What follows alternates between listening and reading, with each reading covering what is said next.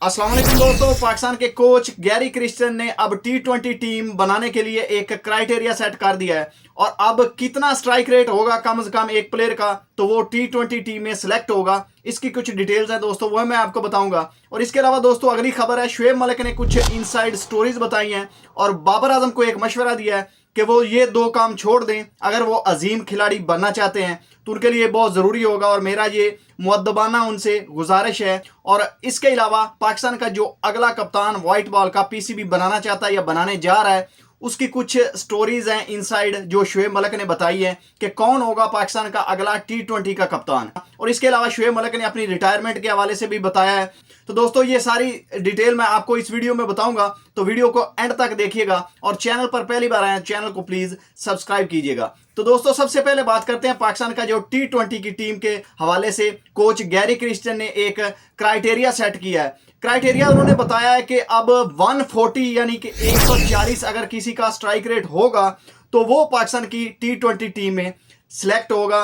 अगर 140 strike rate नहीं होगा तो वो पाकिस्तान की टी20 टीम में, स्पेशली ये बात ध्यान में रखना है, टी20 टीम में सिलेक्ट नहीं होगा। चाहे वो बाबर आजम ही क्यों ना हो, चाहे वो मोहम्मद रिजवान ही क्यों ना हो और चाहे वो जितना भी बड़ा खिलाड़ी अपने आप को समझता हो, लेकिन अगर ये क्राइटेरिया वो पूरा करेगा तो फिर वो पाकिस्तान की टीम में, टी20 टीम में जगह बना पाएगा।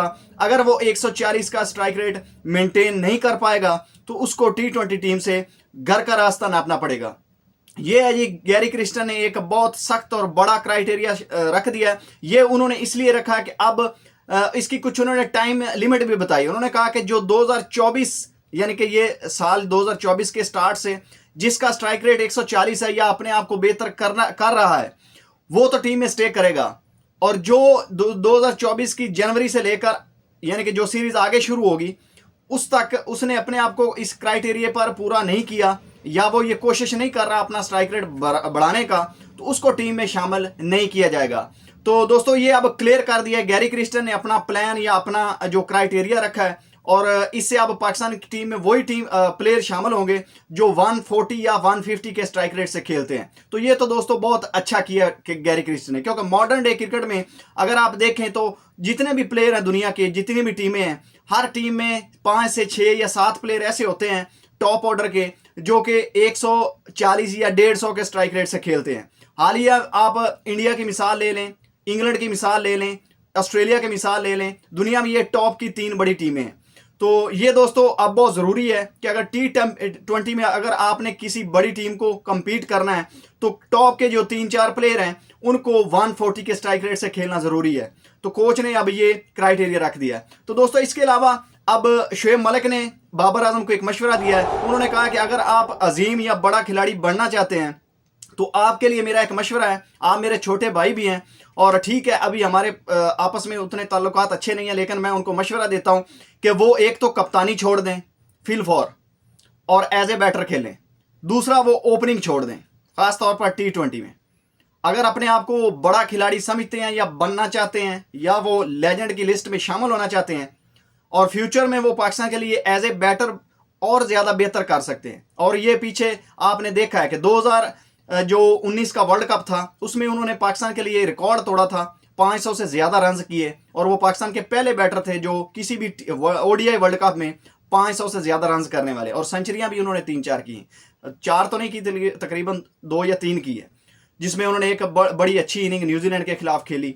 तो दोस्तों ये तो एक सच्चाई है, शुएब मलिक भी सही कह रहे हैं कि अगर बाबर आजम ने अपने आप को एज ए बैटर या एज ए प्लेयर बड़ा दिखाना है, जैसे विराट कोहली ने कप्तानी छोड़ दी थी क्योंकि कैप्टनसी में वो उतना परफॉर्म नहीं कर पाए, 3 साल उन्होंने स्ट्रगल किया है।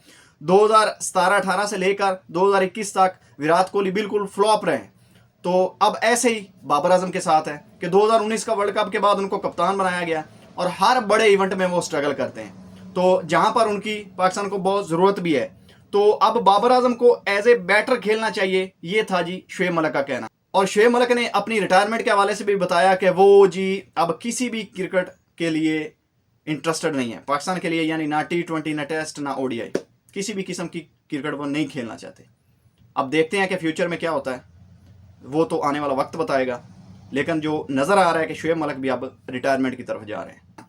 और दूसरा जो शुएब मलिक ने अपनी बताई है कि वो पीसीबी की तरफ से उनको जो कुछ इंस्ट्रक्शन मिली हैं या इनसाइड स्टोरीज मिली हैं पाकिस्तान के T20 कप्तान के हवाले से, अब ये नज़र आने शुरू हो गया कि गैरी क्रिस्टन ने भी एक क्राइटेरिया रख दिया है और इससे अब कुछ वाज़िया हो गया है कि पाकिस्तान का जो T20 का कप्तान है वो कौन होगा। ये शोएब मलिक ने बताया है। अब उनके पास कैसे खबर आई है, क्योंकि वो पाकिस्तान के साथ अटैच रहे हैं, अभी भी उनके ज़राए हैं।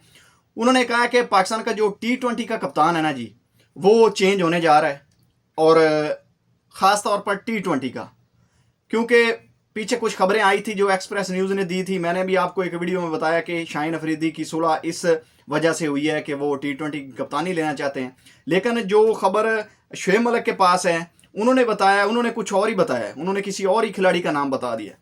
उन्होंने कहा कि जो वाइट बॉल का कप्तान है ना जी, वो बाबर आजम को हटाया जा रहा है, ख़ासतौर पर T20 में अभी तक।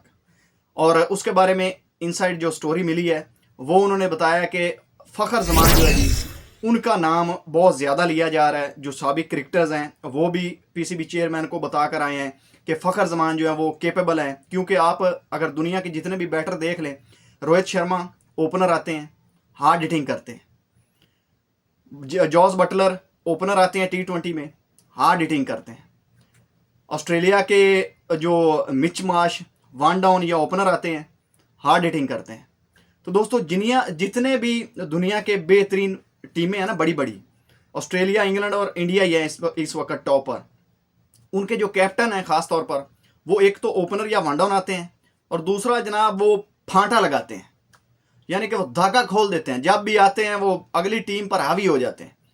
तो अब पाकिस्तान को भी एक ऐसे ही बैटर की ज़रूरत है। अब फेलियर को देखते रहें जी, फ़खर जमान आउट हो जाएगा, ये हो जाएगा, वो हो जाएगा, तो फिर जो है जी आप परफॉर्म नहीं कर पाएंगे, किसी बड़ी टीम को नहीं हरा पाएंगे। क्योंकि जो बंदा 2 ओवर में गेम का पासा पलट दे वो कप्तान होना चाहिए, या जो बंदा 15-20 ओवर तक गेम को लेकर चले और पता ही ना चले भी आखिरी ओवर तक हमारी सांसें अटकी होती हैं, भी पता नहीं क्या बनेगा।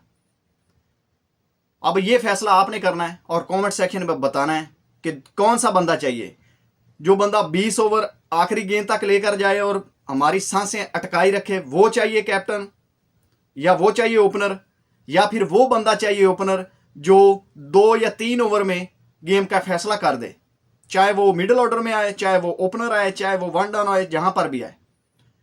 अब ये फैसला दोस्तों, एक तो दुनिया की जो टीमें हैं बड़ी बड़ी, उनको भी नज़र में रखना है, और दूसरा ये जो मैंने बात की है इसका फैसला आपने करना है और कमेंट सेक्शन में ज़रूर बताना है।